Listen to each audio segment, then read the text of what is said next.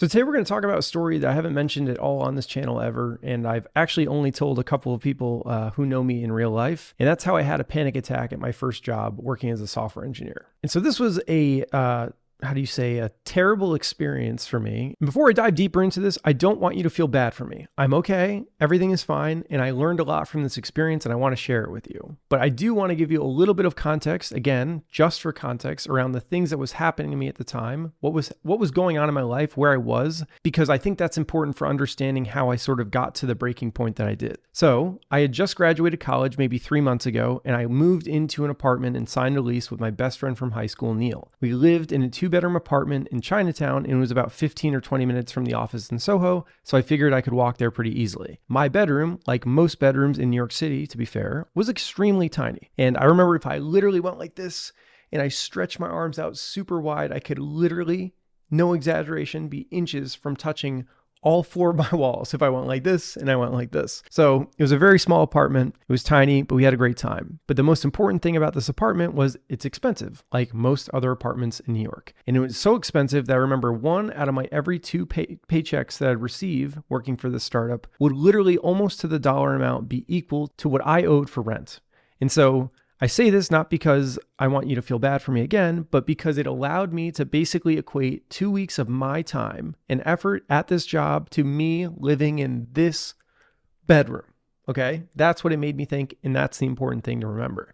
So feeling like I literally was losing half my money to rent, I felt like I needed to do more things and try harder to make more money. And the way I decided to do that was tutoring. And so I was tutoring a lot of people at this time. And this actually, made me more money, but at the expense of feeling more stressed and having to sink more time into things that I would consider to be work. So I was tutoring a handful of people.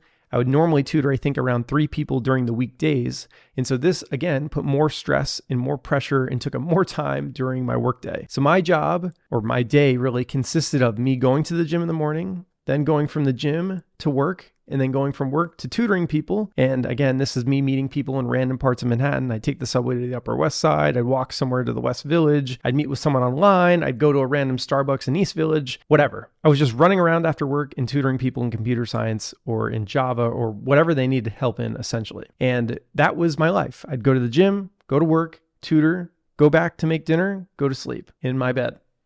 Then, after 5 days of doing that consecutively, I would basically then have time to do whatever I wanted, which largely just ended up being me like hanging out with friends or trying to if I had energy, or just sort of recharging and like being a couch potato. So that was how I felt at the time. And all those things I was feeling and the things that were happening in my life really made me feel like I was in some sort of pressure cooker. And again, maybe it doesn't sound bad to you, but that's how I felt. That is how I felt at the time. And so I remember I walked to work one day in the cold, dark city of New York, because it was, sort of like the around fallish or something at that time, I think.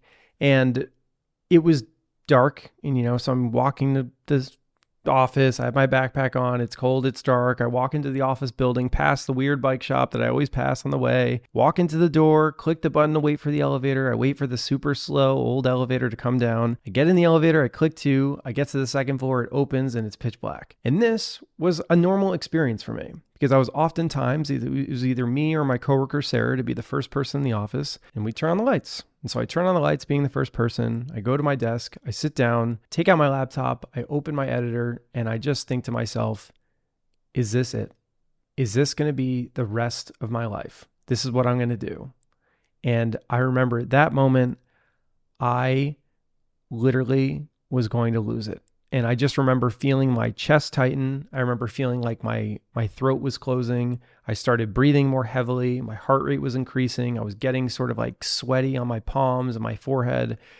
And I literally didn't know what was happening, because I don't know if I really had ever had a panic attack in my life at that point.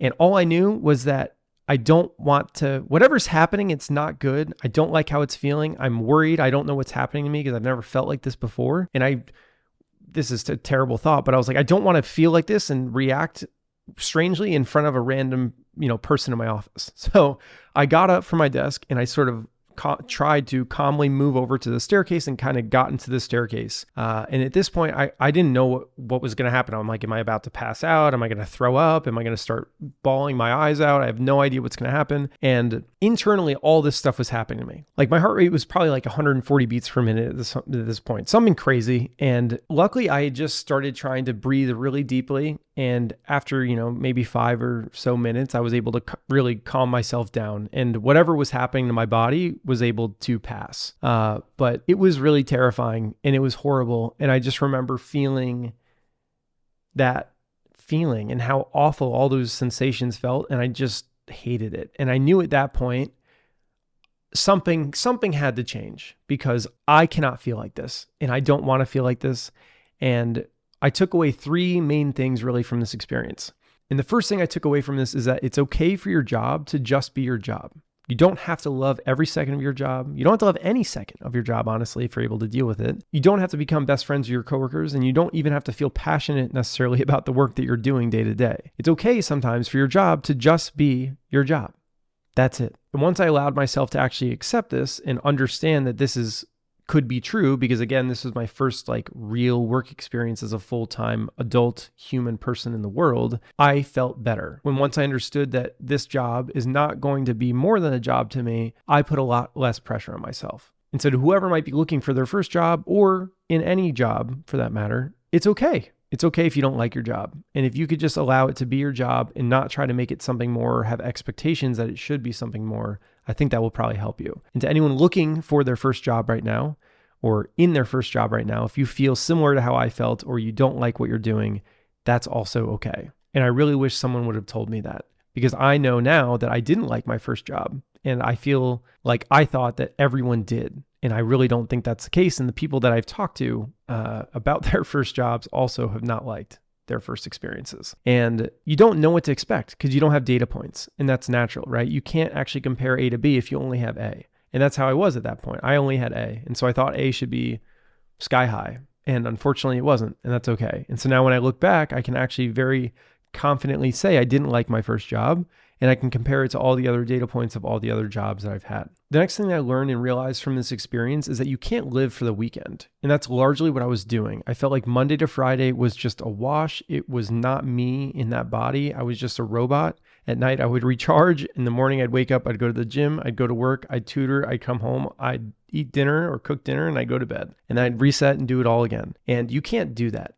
And once I realized how unhappy I was from Monday to Friday, I tried to take steps to change that. And one of the first things I did was I stopped tutoring so much, because honestly, the money was not worth what it made me feel. And the extra dollars that I earned weren't worth the stress that I felt while I was losing time to be able to relax or do something else or hang out with friends. So I stopped tutoring as much. I also made a conscious effort to actually do things during the week, because you shouldn't only look to Saturday and Sunday as the fun days, or that's the time where you can actually do stuff. So I tried to do things with friends during the week. I tried to go to dinners. I tried to just do more stuff that would make me happier. And it did. And it really helped. So I stopped living for Saturday, Sunday, and I started living Monday to Sunday. And the final thing I learned and realized, not because I actually made this choice, but because of something that ultimately happened to me a few months later, was that if you're not happy with where you are, whether it's in a relationship, a job, a place with your health, wherever, with whatever, you have the power to change it. And it might sound really scary. Like to me, the idea of leaving this job, my first job out of college when I hadn't been there a year, was terrifying to me.